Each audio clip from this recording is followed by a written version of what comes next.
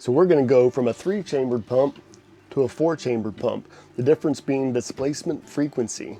The 3-chambered pump's going to put out larger packets of water with bigger gaps between them. This is going to cause a lot of pulsing and that hammering in our water pipe that drives me crazy.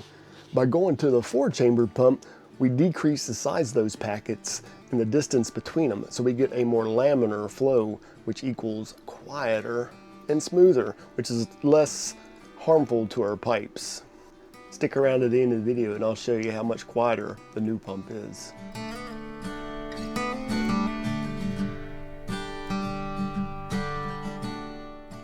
I get so sick of that every time you flush the commode or you use the sink.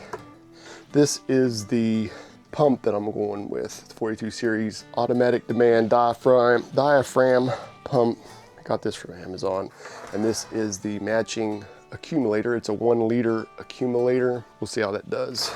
Inside the pump, besides the instructions, yeah, that's a lot heavier than the one that's in there. It's got a simple power cable. That's basically all we're going to do is tie into the power and tie into the ground. We attach it. Comes with the new strainer and adapters. This also comes with the adapters. We just hopefully have a little bit of space to do it. I've got a pump with a screen, which the other one has a screen, but we'll replace that. So I've just got to figure out a way to get from the accumulator to this. I'll take a little piece of pipe. I think I've got enough pecs and fittings that we can get that done. So I've had this camper for about a year. It's a Jayco J-Feather 19 MRK. But this is probably about any camper this will work on. Jayco specific, where it's at, this one is underneath the oven. So on this one, to release the cabinets, when you pull it out, this little latch right here on the drawer, and this is all your drawers, you push that down, it'll release it from your track, and then you can pull the whole thing out. Kill the power. So on the Jayco J-Feather, this is where the pump is located. This is under the stove. You can see your winterization tube right here. When you're not winterizing it, you have it pointing in the direction the water is going. If you are going to winterize it, this is the tube that you place into your winterizer, your antifreeze. You point this valve at that, and this pump will suck your antifreeze into your tank, so you can, not into your tank, but into your lines, so your lines won't freeze. So we're gonna leave that there. I'm gonna put me a towel, just so I can drain the water from this. I'm gonna go ahead and drain it from the screen right here. It's the easiest thing to get to. Drain that. The screen comes out, a little bit of goop in there. They've done a fantastic job. Congratulations, Jayco, on discovering WAGO connectors. These things are the bomb. Little flip like that, the wire's out. That's all there is to it. Hopefully, they even got it on the ground. So flip that, ground's loose. We have now unwired our water pump. We're gonna unhook the water line, maybe. This is the incoming water. Okay, that was easy. All right, before we take this one that the pump feeds loose, make sure you drain your water. We'll just leave that on. I'm gonna go ahead and go out and hit my low point drains. Oh, Mags is helping today. You gonna catch it? Almost. All right, low point drains on the back of the camper. Underneath, you've got your cold water and your hot water, and this will drain your system.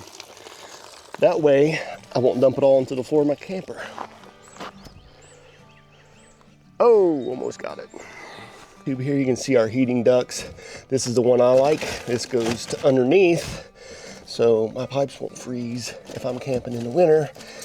Now that we've released the pressure on the outside of the output of the pump, should be able to hear water sucking out of this as it drains.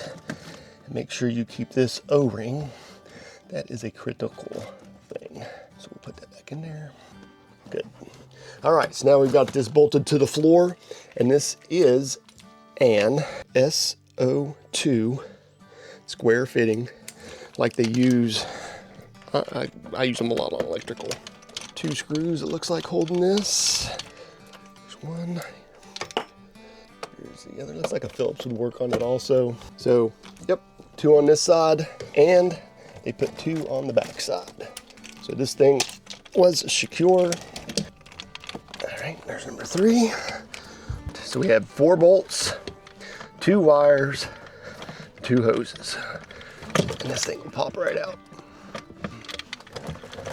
All right, there's your pump.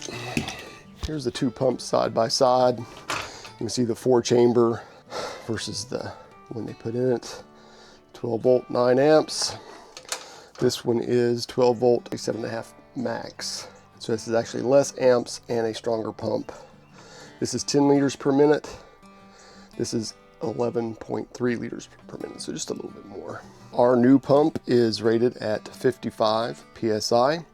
So we want to get the internal pressure of our accumulator tank 3 PSI less than this. So we're going to put 52 PSI into our accumulator. So luckily I had some 1/2 inch ID 3/4 inch OD tubing that I use with my cow milker.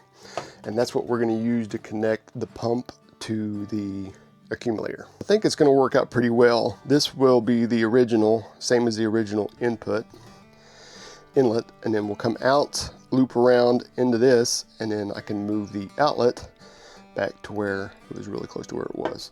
So we just need a little bit of pipe to basically make this loop.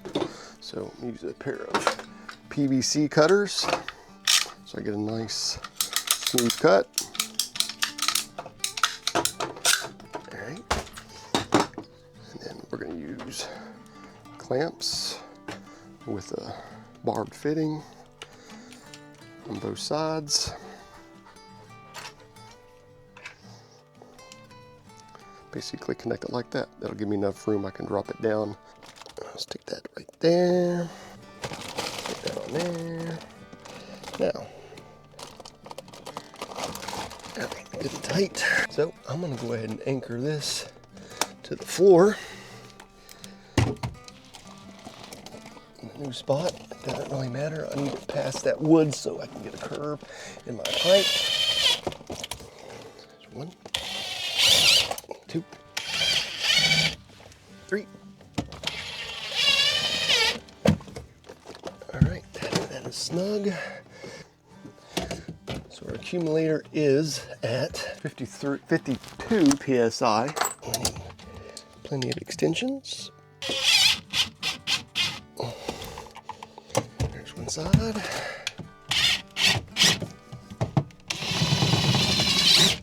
Here is our original supply. Check the O-ring before we put that on there. It is on there. Now we put our adapter in there. This curve into the new outlets on the pump. There this curve. Going from the outlet of the pump to the inlet of the accumulator. That's good and tight. Alright, the blue wire with the Wago connector. Slide that up in there, clamp down, attached. The negative wire, of course, we need to trim a little bit off of that. Go to the ground, which is the white wire in this case. Attach, boom. So now we have power. Check all of our fittings. Everything appears tight. Let's put some water in it, see what happens.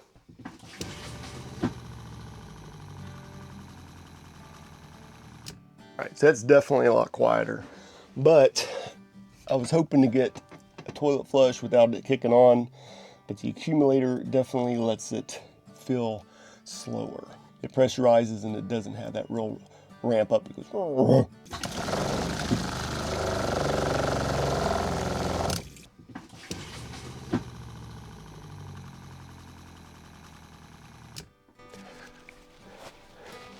So what's the verdict?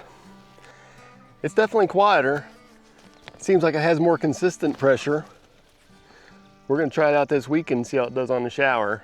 I'm not sure the accumulator is going to fix it from not having to kick on every time you flush the toilet a little bit or just get a little bit of water, but I think it definitely quieted it down, and it definitely made it more consistent pressure. So we'll give it a shot, see how it works out.